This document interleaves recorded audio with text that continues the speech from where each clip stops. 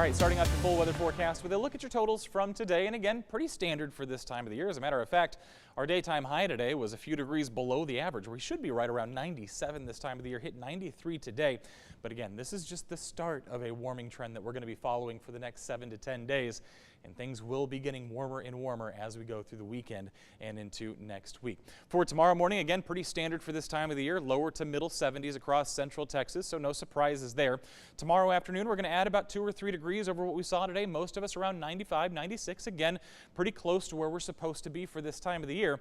And the good news is keeping the records well out of the conversation. 106 set just 2 years ago, so very hot back in 2023. In terms of your 3-day forecast, again, you got your temperatures up here, but I want to draw your eyes down here where your heat index values are. For tomorrow, heat index right around 100 degrees, right around 99 for your Friday, Saturday back to 100. So again, we're keeping those heat index values right around 100 degrees for at least the next few days and really through the next 7 to 10 days as well. So again, it is that time of the year.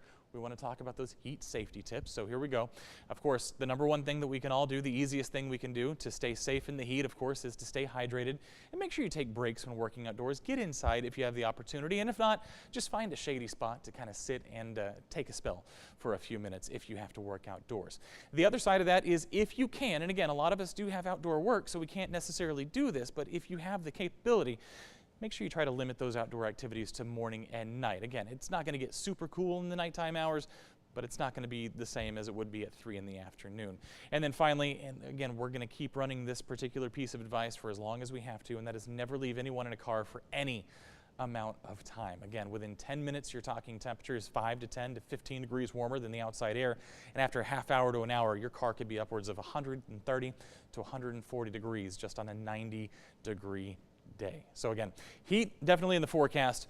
Also might have a couple of chances for showers, and a lot of it has to do with this tropical wave we've been following through the Gulf. Again, the National Hurricane Center giving it a 40% chance of development into a depression or a storm over the next couple of days. Now, as we take a look at our spaghetti plots here, as they kind of populate on screen there, now the consensus basically bringing this up through New Orleans and up through Louisiana. If somehow it were to take a little bit more of a westerly track, could have more impacts on the state of Texas. But as for right now, the heaviest rain will be along the Louisiana coast here, according to our forecast at this point. Again, 5 to 7 inches possible there along the coast. As far as our chances for rain with this particular system, again, they're not great, but you can see some showers moving into southeast Texas, maybe moving into the Brazos Valley by Friday afternoon. Again, it's not a great chance, but it is there, and of course we'll keep an eye on it as we head into the weekend. Other than that, the story remains mid-90s heat, and of course those heat index values creeping back up into the 100 to 105 range over the next 7 days. So again, just make sure you're staying safe as you have outdoor activities over the next